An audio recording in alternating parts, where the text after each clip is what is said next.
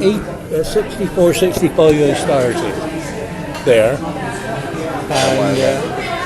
and I think I only done about 3 years. I honestly can't remember that. I've tried, so how it goes. But I wasn't. I was there. I worked at Clark's, which used to be here on this site here one time, and then that went, and I left Clark's and went and done that because when that first opened down the prison, it was open. It was a military prison. It started with, then it went over to city, and then they had a load of lads come down from up country, like prison officers, and then they employed what they called temporary officers, which was what I done. I never went away to college anywhere to learn anything or wherever you had to go. So you just went straight in? Just went straight in, but you didn't do you've done 99% of the duties, but the only duty you didn't do was sleeping in overnight. You were employed by the prison, by Her Majesty's Service. You were temporary, what they called a temporary officer, because you hadn't done any,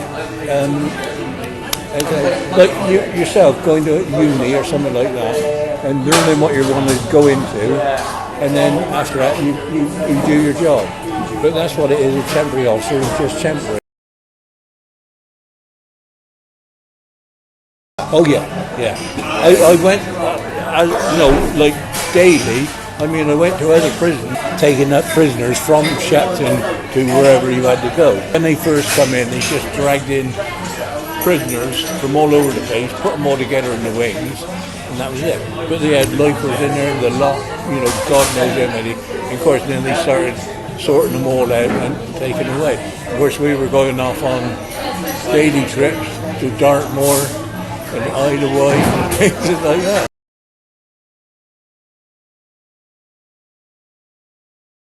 I quite enjoyed it actually, but I couldn't get over the fact that I was only a young chap and everybody had to call me sir. I couldn't get over that. You were suddenly in a position of authority. Yeah. I enjoyed it, but I went in it, I think it was about 11.5 stone in weight, and I used to be 11 to 11.3. Summer, winter, I used to play a lot of sport, and when I went down there I was about 11.5. When I left I was 15 stone. You don't do nothing. You don't do nothing. All you do, I'll tell you what, look, see that there? Yeah, please take me through it. That is the heaviest thing you lift. Is your cup of tea.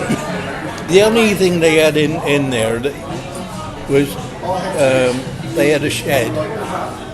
They used to get all the cable come in, copper cable in lengths. They used to have to strip it. Yeah, that's the one. And you'd have two of you in there. One would be sat that end and one would be sat this end, so they didn't walk out with any tools. And that's it. That was it. It was a cushy job, but you didn't do nothing. You had to keep your eye on. No doubt about it. I mean, one night I was in there with a mate of mine. He comes from Croscombe actually. He's still alive. He called Les Mears. We were on duty that night on recreational duty out where they watched television, played darts, played ping pong and watched television. And you had a senior officer in there, and he always used to sit by the office, and a little squabble kicked off, and a big fight went on, and we looked for help to go in, go up to the. This bastard went in, locked himself in the office, and he was in charge. Well, you didn't think nothing of it really, because the kiddie looked like Les Mears. I mean, he could handle himself. Yeah. But it was a great life.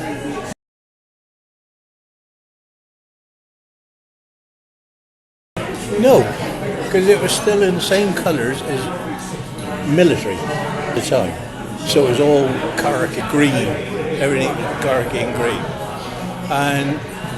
But I went back the daughter, Kim and my son, they got tickets to go for a tour. They said, "Oh, they thought I'd like it," sort of thing, you know. I didn't even recognise the place on outside. Really? It's absolutely entirely different. That So- cage, all that caging they got outside in the yes. backyard was never ever there before. And they've actually now, I think they've taken down the topping shed. So that was still going at the time when we were there. Still had rope up on the top, on there, and the trapdoor still worked.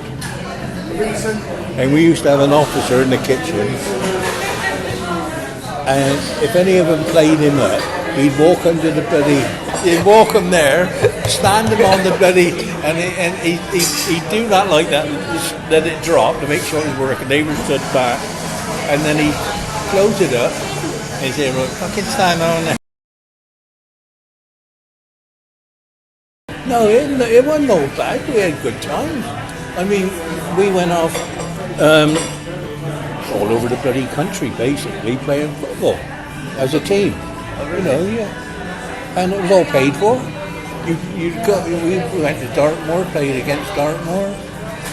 I've been to Dartmoor on, I think it was 2 occasions, taking prisoners there, you know, and different places, like, you know. But Shepton was just a category C. So, but when, like I say, when they first opened up and all these guys come in from all over the place, they were all mixed up. Could have had category 3 in on the A wing, which was the sexual part of the you know, they sorted them all out. So in the end, A wing was Rule 43, what they call Rule 43, which was sex, people, you know, have sex with children, things like that, and people that have informed on other criminals. They got to go in, they got to be protected. There was one bloke that was in there all the time. He was back and forwards all the time I was there. He'd come in, he'd do about 6 months, right in there, and then he'd be released. And he'd go out and do the same job he'd done before and come straight back in the next week. He said, "Where can I go and get 3 meals a day, nice warm bed?" I think now, because when I went back in, I'm sure they had latrines in the cell, whereas before they did. All they had was a bucket or a pot. I think they only And had. that's what we used to call slop out. Yeah. I bet you have some memories of that. Like I say, they just had a pot or a bucket, and in the morning, 7 o'clock, you'd go around, open the door like that.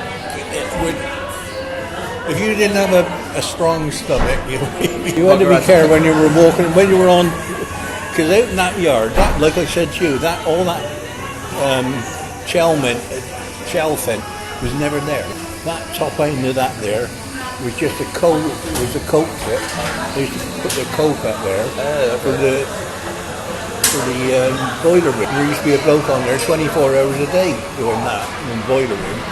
And like I say, we used to patrol them yards at night. And of course, when you're walking along like that with all the, you walk away from the window.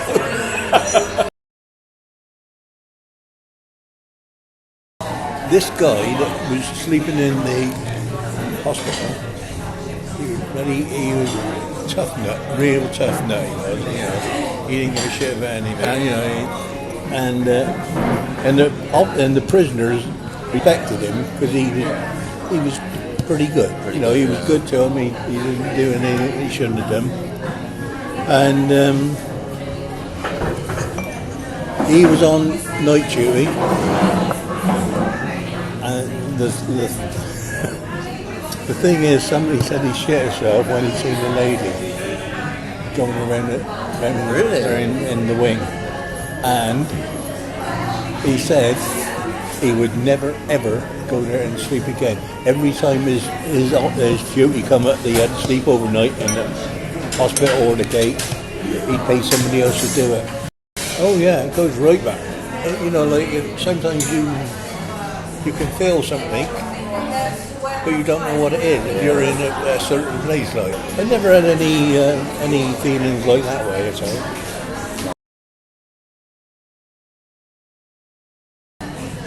I suppose it would be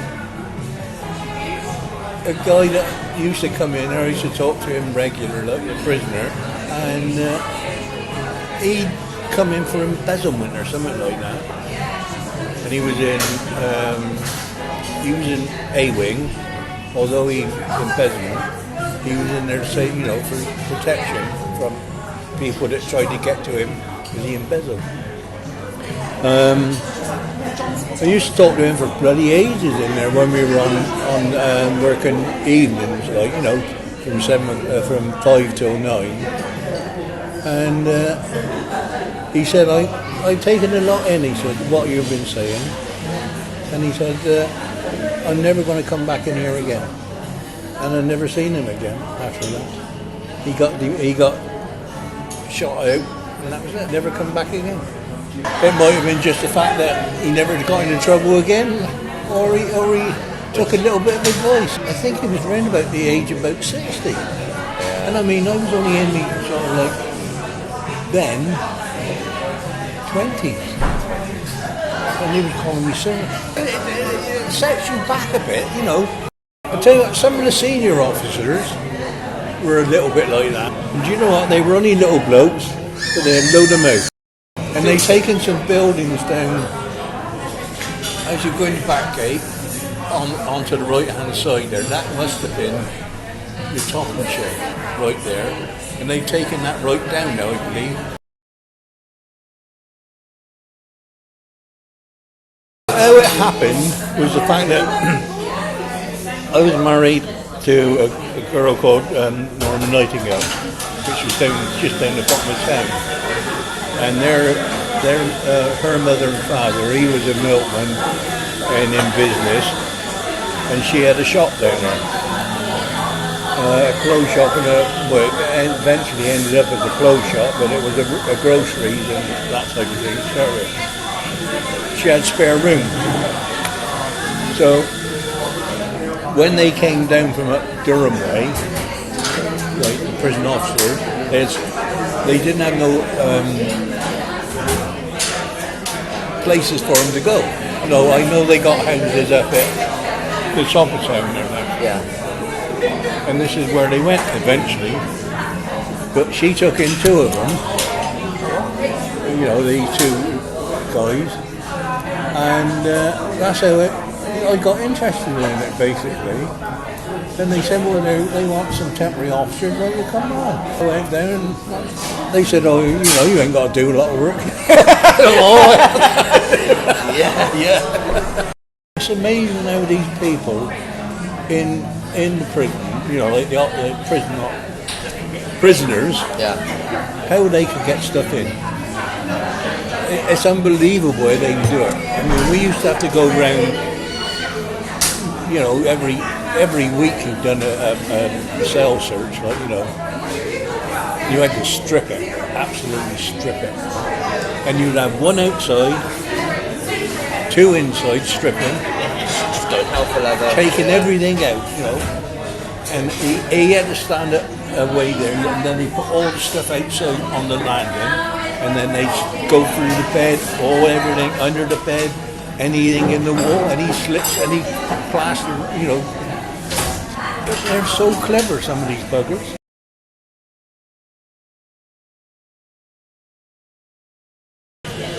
In some sort of way, I suppose they are. But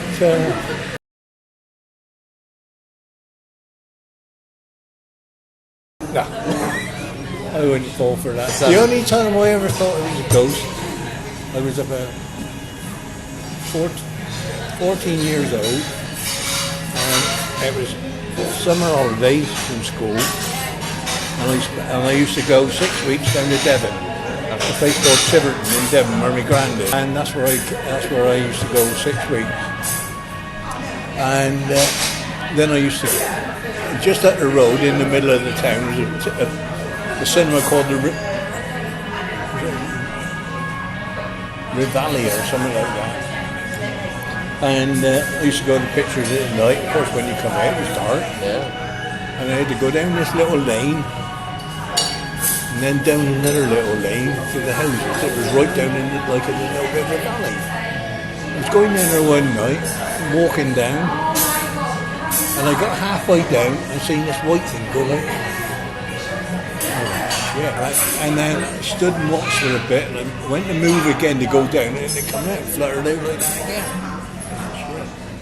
I thought, well, the only way I'm going to get past this is run out.